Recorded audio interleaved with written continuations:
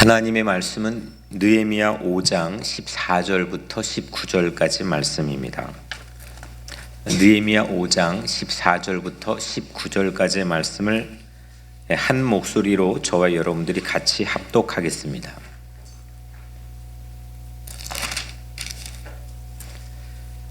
또한 유다 땅 총독으로 세움을 받은 때 곧 아닥사스다 왕 제20년부터 제32년까지 12년 동안은 나와 내 형제들이 총독의 농을 먹지 아니하였느니라.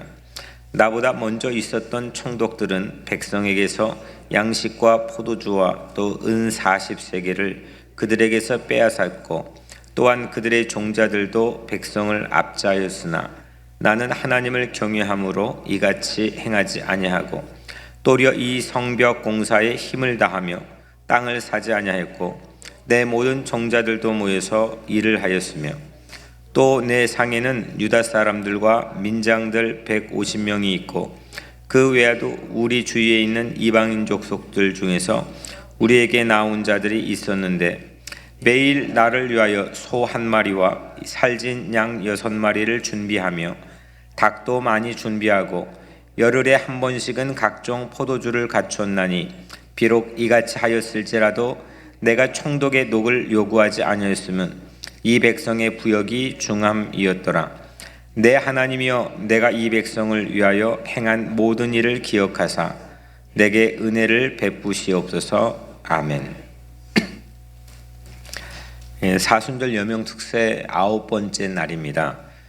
느헤미야 설교로는 11번째 시간입니다. 여명특세 실천 3가지를 첫 번째 온 교우의 느헤미야 매일 읽기, 두 번째로 온 교우 릴레이 여명기도, 세 번째로 여명홀 리노베이션 영적 물리적 준비입니다.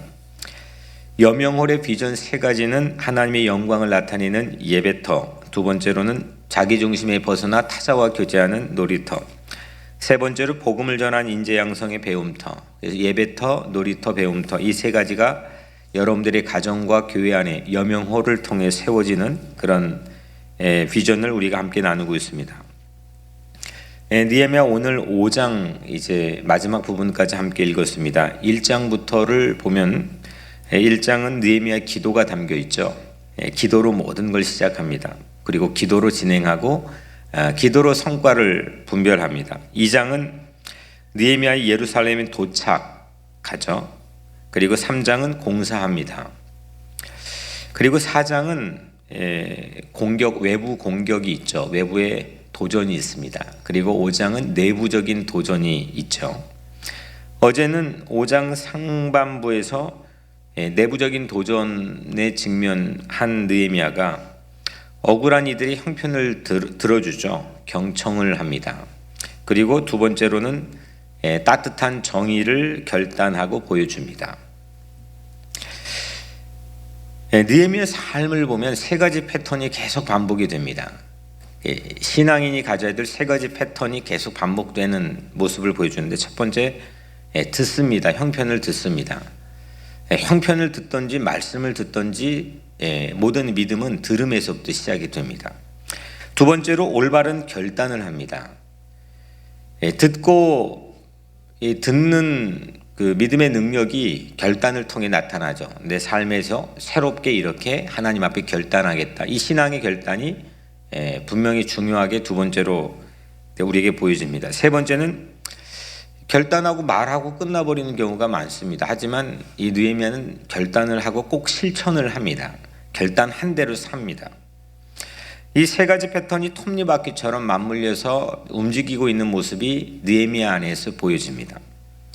수산궁에서 형편을 들었죠. 그리고 기도하면서 무너진 성벽을 세울 결단을 수산궁에서 합니다. 근데 말만 하지 않았습니다. 실제 예루살렘에 향해서 무너진 성벽을 건축하죠. 어떤 방해도 그를 멈추지 하지 못하게 합니다. 이것이 이제 실제적으로 느헤미야가 하드웨어를 손대는 모습이죠. 패턴입니다. 그런데 어제 5장부터는 느헤미야가 소프트웨어를 만지는 3가지 패턴도 보여줍니다. 첫 번째, 가난하고 억울한 이들의 형편을 들었습니다. 두 번째로 따뜻한 정의, 앞으로 어떻게 내가 살아가야 되고 공동체가 살아가야 되는지 결단을 합니다. 그리고 오늘 본문은 세 번째, 그가 결단한 대로 실천하는 모습을 보여줍니다. 이 세 가지 패턴은 신앙 안에서는 누구에게 적용해도 하나님께서 우리에게 주신 이 변화의 지점을 만들어내는 그런 패턴입니다. 그래서 오늘 우리 각자의 삶에도 이 세 가지 패턴인 첫 번째 뭐죠? 듣고, 그게 사람들이 형편이던 하나님의 뜻을 전하는 말씀을 듣는 것이든 들어야 되고, 두 번째는 결단을 해야죠. 듣는 게 우리 안에서 능력이 나타내기 위해서는 결단을 하는 거죠. 그게 born again, 거듭남일 수도 있고 우리 각자의 삶에 은혜 받는 순간일 수도 있으며 성령 충만한 삶의 순간의 시작일 수도 있는 거죠. 마지막은 뭐 합니까? 실천해야죠. 그래서 듣고 결단하고 실천하고, 이 세 가지는 계속 어떤 경우의 공식에 대입을 해도 우리 신앙에 하나님께서 이렇게 일하시는구나, 이렇게 역사하시는구나, 모두 다 적용할 수 있는 그런 신앙적인 패턴입니다. 오늘은 대지가 그동안은 두 가지, 적어도는 세 가지, 가장 많게는 네 가지가 이제 말씀 안에서 전해 주셨는데, 오늘은 하나입니다. 대지가 하나인데, 느헤미야는 하나님 사랑, 이웃 사랑, 이 두 가지를 실천하는 사람이었다는 겁니다. 하나님 사랑, 이웃 사랑. 느헤미야는 행한 모든 일들을 한번 오늘 말씀 안에서 쭉 하고 나열해 주죠. 느헤미야가 그럼 결단한 다음에 뭘 실천했는지를, 실천 사항들을 쭉 나열하는데 6가지입니다. 첫 번째로 느헤미야와 그의 참모들이 총독이 받아야 될 녹을 먹지 않았습니다. 녹이 뭐냐? 총독에게 할당되고 배당된 음식, 푸드가 녹입니다. 14절에 또한 유다 땅 총독으로 세움을 받은 때 곧 아닥사스다 왕 제20년부터 제32년까지 12년 동안은 나와 내 형제들이 총독의 녹을 먹지 아니하였느니라. 총독 재임 기간 12년 동안 어떤 녹도 먹지 않았습니다. 녹은 뇌물이 아닙니다. 대가입니다. 네가 이만큼 했으니까 너에게 할당되어 마땅하게 주는 거죠. 근데 대가는 이해관계 수준에 머뭅니다. 저는 이 이해관계 수준에 머무는 것이 별로 재미가 없습니다. 저도 뭐 좀 약간 자랑치레 하자면 이 지난 10년 이 교회 섬기는 기간 동안 한 번도 이 사례에 대해서 올려달라고 한 것도 없고 올려보지도 않았고 모든 걸 부교육자들에게 다 돌렸습니다. 제 자랑 삼아 좀 말씀드리는 이유는 이해관계 수준에 따라서 우리가 관계를 맺어버리면 거기에선 재미있는 게, 즐거운 게, 행복한 게 나오지 않습니다. 이해관계 수준을 넘어서게 하는 게 복음입니다. 물론 우리는 돈이 없으면 못 삽니다. 음식이 없으면 살지 못합니다. 어느 정도 나에게 하루 동안 먹을 수 있는 일용할 양식에 대해서 기도하라고 했고 그게 마땅히 우리에게는 필요합니다. 하지만 모든 관계가 내가 이만큼 했으니까 너 이만큼 해줘야 된다. 나는 너에게 이만큼 투자했으니까 이만큼 나에게 뭔가를 아웃컴을 내와야 된다.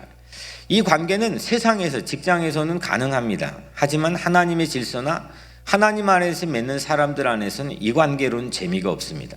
절대 행복할 수가 없습니다. 느헤미야는 오늘 이걸 거절하는 거죠. 이 대가, 이해관계 수준을 거절하는 겁니다. 무엇이 가능하겠을까? 이게 오늘 말씀의 마지막 파이널로 지금 하나님께서 우리에게 주시는 거죠. 이게 과연 무엇로 가능하겠을까? 뒤에 나오는 말씀 안에서 제시할 텐데 여하튼 첫 번째는 녹을 먹지 않았습니다. 두 번째로는 느헤미야는 전임 총독들의 관행을 과감히 폐지했습니다. 15절에 나보다 먼저 있었던 총독들은 백성에게서 양식과 포도주와 또 은 40세겔을 그들에게서 빼앗았고 또한 그들의 종자들도 백성을 압제하였으나 나는 하나님을 경외함으로 이같이 행하지 아니하고, 전임 총독들은 양식과 포도주를 사려고 은 40세겔 0.5kg인데 약 0.5kg씩 백성에게서 걷어들이는 착취를 하는 관행이 있었습니다. 그러니까 자기들 그 전임 총독들은 늘 외부적으로 손님을 받거나 또 접대를 해야 되거나 자기 식솔 들고 참모들을 먹이고 자기가 착복을 하기 위해서 백성에게서 은 40세겔씩을 각 사람당 40세겔씩을 거둬들이는 거죠. 관행이었습니다. 법은 아니었지만 관행이었습니다. 다 그렇게 했습니다. 그런데 그 느헤미야는 이 관행을 근절하는 거죠. 관행이라고 하는 게 참 우습습니다. 참 재미있습니다. 왜냐하면 관행은 우리 모두에게 적용되는데 바른 길을 걷지 못하도록 타협하게 하는 좋은 방편이 관행입니다. 아니 내 남편이 하던데, 내 친구가 하던데, 아니 모두 다 하던데, 이 관행인 거죠. 관행은 우리에게 좋은 핑곗거리를 피할 길을 마련해 줍니다. 관행이 있으면 스스로 다독입니다. 괜찮아, 남들도 다 그런데, 이렇게 하면서 두리뭉실 정도를 벗어날 수 있는 구실을 만들어줍니다. 이게 관행이죠. 그런데 느헤미야는 잘못된 것이라고 한다면 관행조차 거절하는 용기를 실천합니다. 관행과 정도를 분별하는 게 참 어렵습니다. 이 용기는 둘째치고 그 분별을 못합니다. 사실은 이게 관행인지 이게 정도인지 이거 분별하는 해안과 실천한 용기를 오늘 우리에게 보여주는데, 이런 게 우리 교회 공동체 안에서 있기를 주의 이름으로 축복합니다. 그리고 남들, 제가 우리 교회 좀 죄송한 말씀이지만 이 지금 방송으로 듣고 있는 교인들도 있겠지만 이 이야기 별로 안 좋아합니다. 아니 다른 교회는 하던데요. 우리 교회에서 지금 하는 사람은 없는 것 같은데, 우리 교회는 이민교회 특성상 다른 교회들도 같이 모여 있는 그렇게 멜팅 팟 공동체입니다. 근데 우리 교회 안에서 하나님의 뜻을 발견하고 분별해가지고 우리 교회 안에서 하나님의 뜻에 대한 새로운 관행들, 새로운 전통들을 세워나가야 되는데 다른 모든 게 기준이 됩니다. 내가 자라온 출신 이 교단들이 기준이 됩니다. 그러면 아무것도 안 됩니다. 죽도 밥도 안 됩니다. 이 교회 안에 주어져 있는 메스페스라고 하는 로컬 에어리어를 책임지라고 하는 하나님의 사명이 있는 겁니다. 거기에 대해서 하나님의 뜻을 분별하는 겁니다. 주변의 모든 게 관행이 돼버리면 이 교회는 아무 데도 못 갑니다. 배가 산으로 갑니다. 그래서 오늘 주어진 말씀처럼 우리는 관행에 모든 남들이 그랬으니까 그게 잘못된 것이건 뭐든 간에 그거 다 끌어다가 나에게 구실을 맞추는데 핑곗거리로 사용할 수 있다면 그는 우리는 거기에서 벗어나는 용기가 필요합니다. 세 번째로 그는 성벽공사에만 매진합니다. 16절에 도리어 이 성벽공사에 힘을 다하며 했죠. 도리어 이 성벽공사에 힘을 다하며. 느헤미야를 보면요, 해야만 할 일과 해도 안 해도 그만인 일이 확연하게 구분이 됩니다. 이거 참 어렵거든요. 여러분들 하루의 스케줄, 일주일의 스케줄을 쭉 한번 적어가지고 해보면 내가 꼭 해야만 할 일, 또 해도 안 해도 그만인 일, 이게 여러분들의 삶에 분별돼서 그거를 하고 사느냐? 사실은 그렇지 않습니다. 영적으로도 그렇습니다. 신앙적으로도 그렇고 교회도 마찬가지입니다. 우리들의 스케줄 안에서 이게 잘 구분되고 있는가? 느헤미야는요, 해도 안 해도 그만 일, 그것 때문에 해야만 할 일이 방해받은 적이 없습니다. 해도 안 해도 그만인 일 할 수는 있겠죠. 했겠죠. 그런데 그것 때문에 해야만 할 일이 방해받지는 않았다는 거죠. 그럼 그에게 해야만 할 일이 뭐냐? 성벽공사입니다. 성벽공사, 사명자의 모습이죠. 소명을 받은 자의 모습입니다. 우리는 좀 더 먹고 좀 더 편리해지고 좀 더 이득을 취할 이슈가 성벽공사라는 것을 넘어서지 못합니다. 우리 안에도 좀 더 편리해지고 좀 더 먹고 좀 더 안식하고 좀 더 내가 누릴 수 있고 좀 더 이득을 취할 수 있는 모든 거 다 하면 좋죠. 근데 그거 해도 되고 안 해도 그만인 거라고 한다면 해야만 할 일을 놓치는데 결정적으로 장애 요소가 됩니다. 그거 분별하는 게 내 인생을 매니지하는데 결정적으로 영적으로 중요한 요소가 되는 거죠. 여러분들이 꼭 해야만 할 일이 뭘까요? 우리 교회에 꼭 해야만 할 일이 뭘까요? 지금 시점에 여명월이겠지만 여명월이 우리 교회가 꼭 해야만 할 일인지는 종국적으로 궁극적으로는 모르겠습니다. 정말 하나님께서 우리 교회에 꼭 해야만 할 일이 뭐냐는 겁니다. 또 여러분들 각자의 인생이 뭐냐는 겁니다. 엉뚱한 것에 우리는 힘 빼고 이 에너지 누수 현상이 일어날 때가 많죠. 근데 그거에 힘 다 빼가지고 우리가 사는 게 아니라 있는 힘을 다해서 꼭 해야만 할 일, 내 사명에 매진할 수 있다는 것, 그건 정말 축복된 인생입니다. 오늘 여러분들의 삶에 꼭 그런 일들이 일어나게 되기를 주의 이름으로 축복합니다. 인생 오래 살아보신 분은 아시잖아요. 인생 금방 가는 것. 근데 내 자녀들 보십시오. 엉뚱한 해도 안 해도 그만인 일에 거의 대부분의 시간, 거의 대부분의 돈, 거의 대부분의 애정, 모든 것 다 낭비하며 삽니다. 인생 길지 않습니다. 해야만 할 일이 손에 붙들고 산다면, 그리고 거기에 매진할 수 있다면 그건 정말 축복된 인생이죠. 점점 우리 인생은 시간이 줄어드는 거죠. 참 중요한 일입니다. 네 번째로는 느헤미야는 땅을 사지 않았습니다. 지금 계속 이어지죠. 땅을 사지 아니하였고 했습니다. 땅이 뭐냐? 가난한 자들이 저당 잡히고 곡식을 얻으려고 했던 담보물로 같은 장 3절에 소개가 되죠. 3절에 밭과 포도원과 집이라도 저당 잡히고 이 흉년에 곡식을 얻자 하고, 저당 잡히고 내 땅 저당 잡히고 먹을 게 없어가지고 양식 얻으려고 담보입니다. 또한 땅은 세금 내려고 빚을 낸 담보입니다. 4절에 밭과 포도원으로 돈을 빚내서 왕에게 세금을 바쳤도다. 그 땅으로 빚 얻어가지고 그 제국의 페르시아 제국의 왕에게 세금 바치는 겁니다. 텍스 낸 겁니다. 다시 말하면 땅은 가난한 자들에게 최후의 보루입니다. 생존권의 최후의 보루가 땅이었습니다. 근데 전임 총독들은 그거 다 탐냈고 그거 사들였고 관리들과 민장들은 전부 다 그거 가지고 장난을 쳤습니다. 그런데 느헤미야는 땅을 욕심내지 않았습니다. 땅 위에 세울 민족의 자존심인 성벽 공사에만 매진했습니다. 그는 본질, 에센스, 본질에만 집중할 수 있는 천재였습니다. 거의 대부분의 인생의 매니지를 하는데 그 본질에만 집중할 수 있는 둔재로 살아갑니다. 바보로 살아갑니다.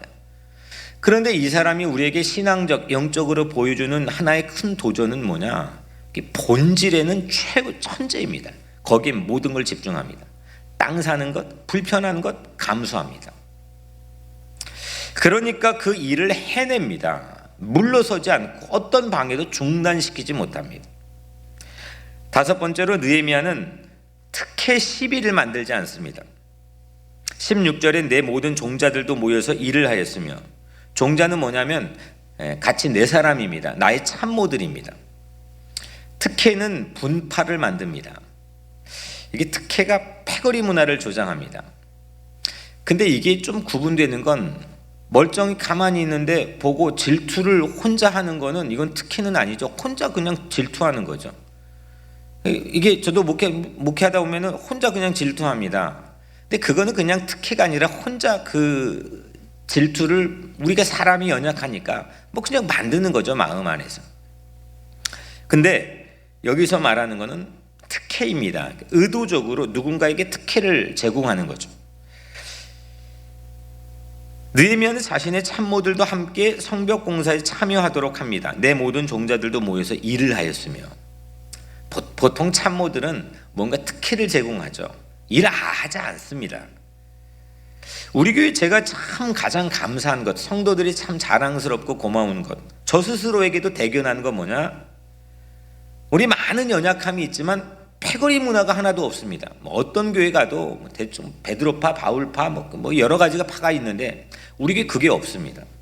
제가 지난 1년 반 동안 힘들어도 그런 유혹이 올 때도 있었습니다. 근데 누구에게도 제가 이건 내가 어려움이 있는데 내 편이 되주십시오 하고 제 사연 얘기한 적 없습니다. 우리 성도들도 참 성숙합니다. 괜찮은 사람들입니다. 왜냐하면 가장 교회를 병들게 하는 바이러스가 뭐냐? 패거리 문화입니다. 파를 만드는 겁니다. 분파가 만들어지는 겁니다. 우리 교회는 그게 없습니다. 적지 않은 역사를 가지고 있는데도 불구하고 다른 교회 같으면 오래 이 교회에서 지금 초창기부터 다닌 사람들이 그분들이 텃세 부릴 수 있습니다. 물론 조금 모르게 할 수는 있겠지만 이 정도면 정말 끼까하기 정말 대단한 겁니다. 그게 없습니다. 보통 새로운 목사가 오면은 새로운 사람 많이 오게 되죠. 그럼 그 사람들이 목사 주변에 포진하게 됩니다. 우리 교회 그게 없습니다. 참 우리 교회는 제가 볼 땐 자랑스럽고 성숙한 교회입니다. 어떤 파도 우리 교회는 존재할 수도 없고 있어서도 안 되고 있어 오지도 않았습니다. 패거리 문화는 교회를 망가뜨립니다. 이거는 초대교회 안에서도 보여졌던 증거이기도 하고 오늘날 우리 주변의 모든 교회들에게서 가장 병적으로 보여지는 게 패거리 문화고 분파입니다. 느헤미야처럼 괜한 특혜를 일으킬 필요가 없고 함께 일하고 공동 책임지고 함께 부족하면 함께 하나님 앞에 엎드려 기도하고 그 연약함을 함께 고백하고 하나님 앞에서 함께 회복하는 것. 이것이 모든 사람들이 이 예수 앞에서는 평등하게 서는 겁니다. 밖에서는 직장도 다르고 집 크기도 다르고 자동차 브랜드도 다르고 다 다를 수 있지만 여기 오면은 하나도 그거를 들춰내면 안 됩니다. 어쩌다가 들춰내면 할 수 없지만 여기는 예수 앞에서 모든 사람이 성찬상 앞에 동일하게 평등하게 초청받은 예수의 공동체이기 때문입니다. 우리 교회 공동체는 그런 복음 앞에 서는 그런 공동체가 되기를 주 이름으로 축복합니다. 아멘. 마지막 6번째 느헤미야는 자기 헌신을 실천합니다. 참 이 부분은 멋있습니다. 17절 18절에 보면 느헤미야는 어쩔 수 없이 참모나 식소를 먹여야 합니다. 그리고 외부 관료, 외교 관료의 방문에 접대를 해야 됩니다. 접대하는 모습입니다. 매일 음식을 만들어야 되는 양을 소개합니다. 이로 인해 한 번 접대를 하려면 음식량이 대략 400~500명 정도의 음식을 만들어야 됩니다. 그런데 이 엄청난 비용을 녹을 받지 않습니다. 개인 사재로 충당합니다. 자기 헌신입니다. 저는 우리 성도들이 참 뭘 사주고 싶어하고 또 먹이고 싶어하고 합니다. 특히 우리 권사님들 어머니 같이 저를 10년 동안 섬겨줍니다. 그런데 제가 이게 두세 번 받으면 꼭 한 번 사주려고 노력은 합니다. 큰 건 아니겠지만. 왜냐하면 제가 이 프레임에 갇혀가지고 익숙해져 버리면 이 교회는 같이 망하는 겁니다. 자기 헌신이 필요합니다. 여러분들 각자의 주변에서도 마찬가지입니다. 여러분들의 각자의 삶에서 누군가와의 대인관계를 맺기 위해서는 이거는 이해관계나 대가를 바라는 관계가 아니라 자기 헌신이 필요합니다. 예수하고 우리가 어떻게 관계를 맺었느냐? 예수가 먼저 우리에게 자기 헌신을 해주셨기 때문입니다. 그러면 이건 떨어질래 떨어질 수 없는 관계가 됩니다. 여기에 이 신앙의 신비한 비밀이 있는 거죠.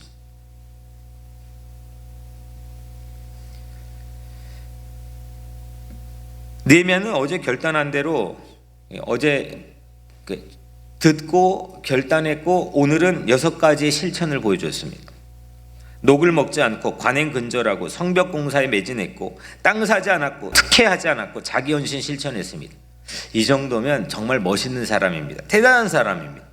말만 하고 하지 못한 일들이 우리에게는 얼마나 많습니까? 말은 많이 하는데 청산유수인데 결단은 하는데 늘 그냥 그 자리일 때가 얼마나 많습니까? 하지만 이번 이 기간 동안 우리가 한번 도전해 봤으면 좋겠습니다. 하나님께 기도했으면 좋겠습니다. 하나님, 나에게도 말이 사건이 되고 말이 실천이 되고 말이 행동이 될 수 있도록 하나님 나에게 성령 충만한 능력을 허락해 주옵소서. 예수님의 부자 청년 비유를 볼까요? 선한 일은 다 알았습니다. 또 예수님 내 영생을 얻으려면 어떤 선한 일을 해야 됩니까? 물어봤잖아요. 자기가 자문자답합니다. 쭉쭉쭉 얘기합니다. 다 알았습니다. 말했습니다. 근데 정작 예수님 말하죠. 야, 네 소유를 팔아가지고 가서 가난한 자들에게 나눠줘라. 근심하고 그냥 아무것도 nothing happened 그냥 돌아갔습니다. 거의 대부분이 이 사람이 아니라 그냥 주일날 와서 얘기합니다. 들었습니다. 근데 세상의 삶에서 변화가 없습니다. 똑같습니다. 동일합니다. 근데 이번 이 사순절 기간 동안 우리 교회 공동체를 축복합니다. 우리 각자의 삶과 가정과 우리의 모든 관계가 변화될 수 있게 되기를 주의 이름으로 축복합니다. 느헤미야는 어떻게 말에 그치지 않고 6가지 실천을 할 수 있었느냐? 이 부분이 오늘 클라이막스입니다. 그러면 이거 어떻게 가능했느냐? 나도 하고 싶다. 오늘 18절에 비록 이같이 하였을지라도 내가 총독의 녹을 요구하지 아니하였으면 이 백성의 부역이 중하였음이었더라. 백성이 삶이 힘겨운 것을 헤아리는 마음 때문이었다는 거죠.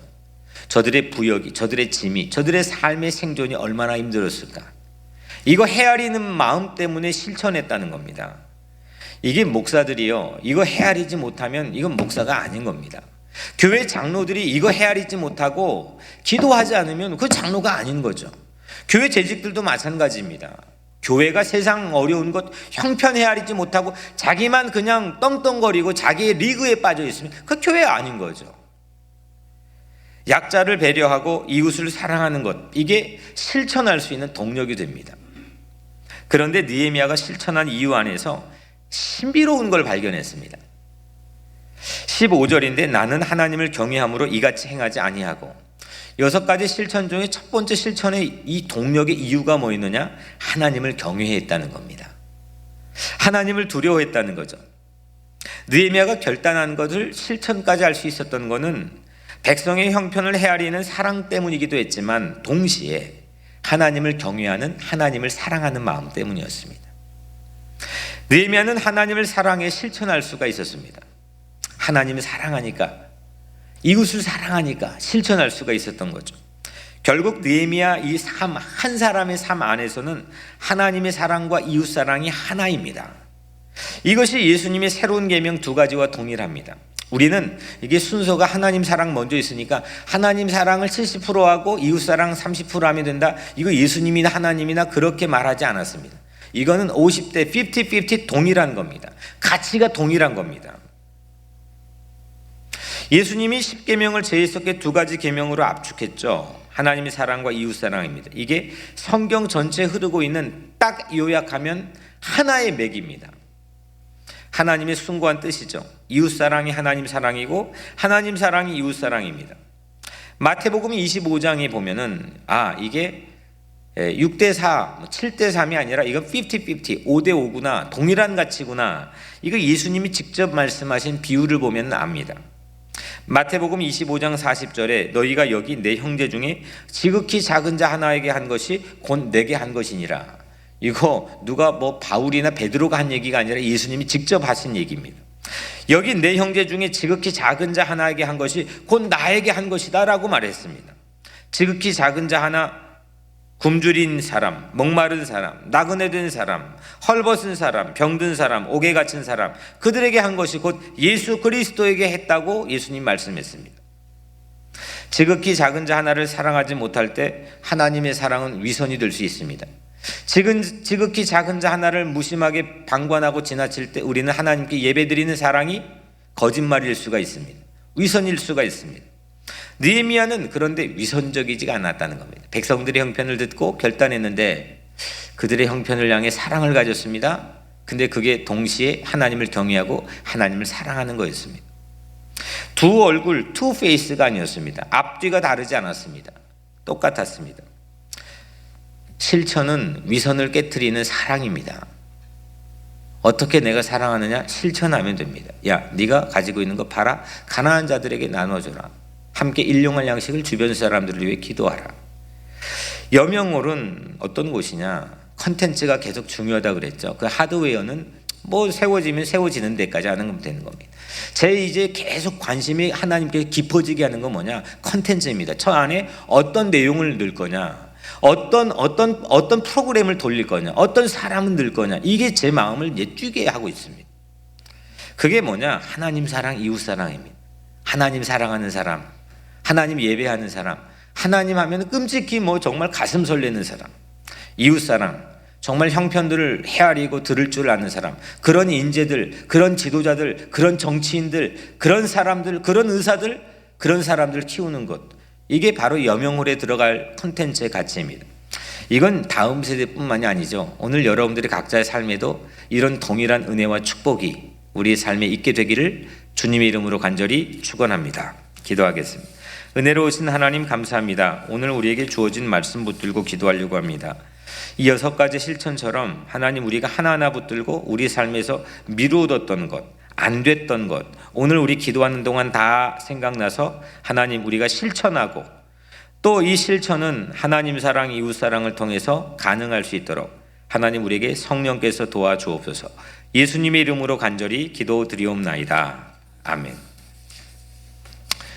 오늘 찬송은 218장 찬양 드렸고 기도 제목은 신종 코로나 19 바이러스에 고통받는 이웃들을 위해서, 이 바이러스가 퇴치되는 날을 위해서, 또 우리들의 보호와 안전을 위해서, 또 두 번째로는 사순절 여명 특세를 통해 기도의 불길이 타오르고 모든 게 하나님의 일이 하나님의 레벨에서 이루어질 수 있도록, 세 번째 여명홀 건축을 통해 내 영혼의 건축, 가정의 영적 건축, 교회 공동체 부흥을 위해 기도해 주시고, 여명홀이 예배터, 놀이터, 배움터가 되게 해주시고, 건축위원장과 함께 돕는 모든 일을 위해 기도해 주시고, 여명홀 건축에 필요한 물질을 채워달라고 기도해 주시고, 우리 EM 금요 기도회, 오늘 저녁에 있는 금요 기도회를 위해 기도해 주시고, 주일 예배와 우리 모두 전도 생활을 위해서 주여 3번 부르짖고 간절하게 같이 기도하겠습니다.